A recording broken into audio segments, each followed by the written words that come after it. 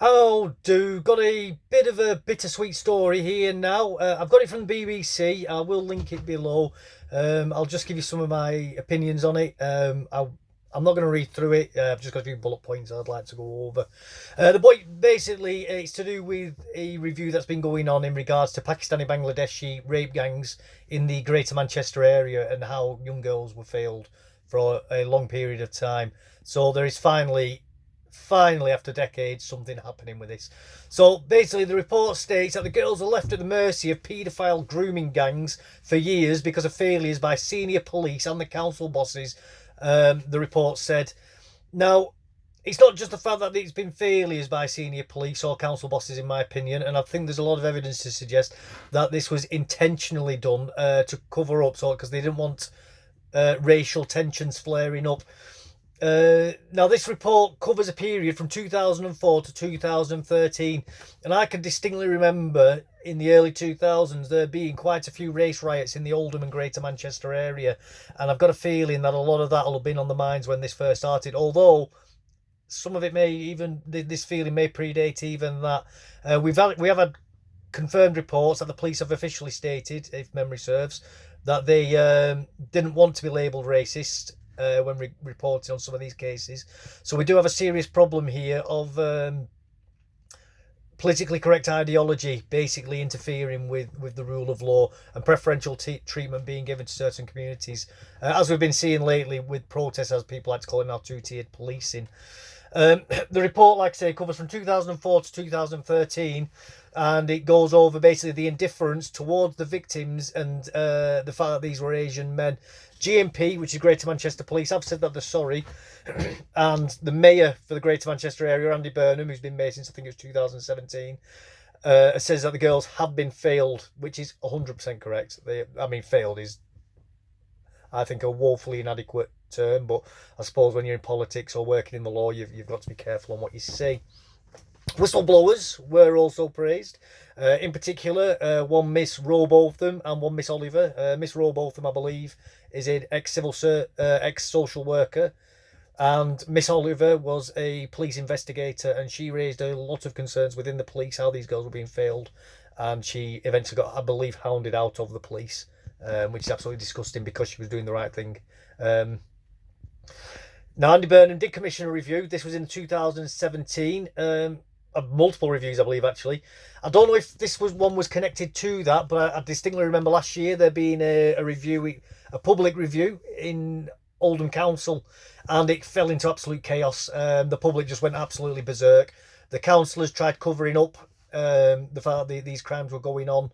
They were in full denial mode, and they were basically trying to do damage control, and it was just absolutely chaotic. If I can find footage of that, I'll share that below as well.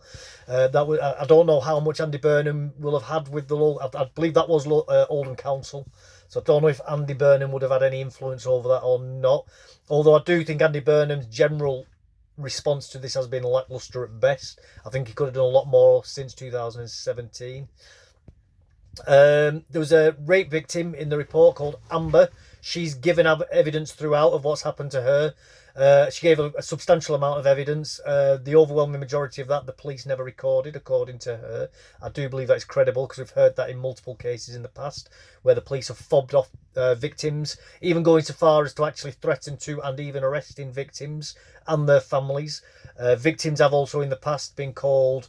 been said that they've been making informed lifestyle choices, that being by the police, and we're talking about children here who are like 11, 12, 13, so this is really, really serious misgivings that the police have been engaging in.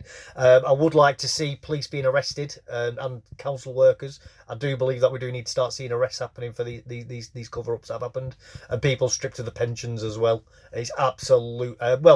in my perfect world, these people would be treated as traitors, and we would actually line them up against the wall and shoot them, or they would face the gallows. And I'm not saying that for shocking effect. I'm saying that because I genuinely believe that it should be what is happening to these people, if found guilty, obviously. In another case, she was also called a co-conspirator.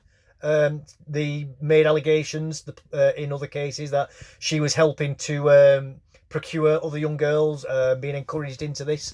Now, even if that did happen, we're talking about a vulnerable young victim here of a crime who will be getting threatened, intimidated, drugged, things like that. However, I do believe that Amber has vehemently denied these allegations. So I'm just speculating there, just saying, that would be a case of victim blaming. But also, in these other cases, she was never allowed to give counter evidence to these cases. So she's never ever been allowed to actually defend herself in court where her name has been mentioned. Now, the main points that the investigation has gone over, as I say, is between 2004 to 2013. It's that the agencies have failed to act in any form of appropriate manner. That's one of the main objectives. The threat to child sexual exploitation was not addressed at all between 2004 to 2007. There's the probability that it says that there's 74 children with 48 being seriously failed. Now, I personally feel that number is very low. This will be children that they know of, although there are going to be lots and lots of children who will not have even been recorded by the police, who will have just been picked up and taken home, no records made, or if the families or children have complained, the police will just simply not have recorded it. And we do know that has happened in the past. That is a fact. In other cases which have been found out, specifically I think it was Rotherham and Rochdale have been two very, very famous cases. Child sexual exploitation during this period has been considered a low priority by Greater Manchester Police, and it was woefully underfunded. It's just an absolutely shocking case, this. I just think it's absolute. Now, the BBC report does give a lot more after that. I've just given the more of the report itself. Although after that, the BBC article does go on to discuss things, speaking to the actual witnesses and to victims and things. I would suggest reading the BBC article. As I say, I'll link below. It's just a shocking case. This is what we've all been known, and we've been gaslit about for decades by people. Whether you like him or not, Tommy Robinson was initially labelled a racist because he was highlighting these kinds of cases happening in Luton, and he's been, I believe, fully exonerated for this. But unfortunately, he's not conducted himself in the best manner since doing that. And if he'd have just stuck to the facts, and he does, unfortunately, act in a very antagonistic way. So he has done himself no favours in that regard. And I think that does a disservice to the victims, because he's raised and given. He really got this ball rolling, and in that we must be very thankful for him. But my goodness, he is just absolutely defecated all over his own cause in so many other ways, due to his low impulse control, in my personal opinion. And it's just a shame, really, because this topic could have been taken a lot more seriously a lot sooner if people like him had just conducted themselves in a more smart manner. But that is what it is. But as I already said, I do believe that these individuals involved in this should face full legal force coming down on them like a ton of bricks. We definitely need to start seeing people going to prison over this, and I do think we need to start considering bringing back the death penalty and floggings also for people who are involved in this.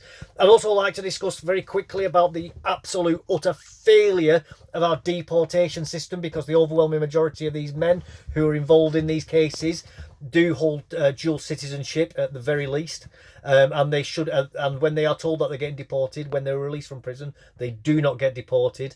A lot of the men involved in these cases as well face very, very short sentences. We're looking between 3 and 6 years on average. That's if they do the full term as well. Some of these men do get let out early. We've even had cases of victims bumping into their abusers and their traffickers in the street, which again is absolutely horrific, when those men are supposed to have been deported as well. Terrible, terrible stuff. This case is far from over, and I'm afraid this is going to be something that's going to keep going forward into the future, and I believe will play big into future politics, and it's something that the Tories and Labour have both failed at. I hope that you found that informative, insightful, interesting. If you have done, please like, subscribe. Definitely put a comment below. I do love reading people's comments, and I do try to get back to them when I can. Thank you very much. Take care. Goodbye.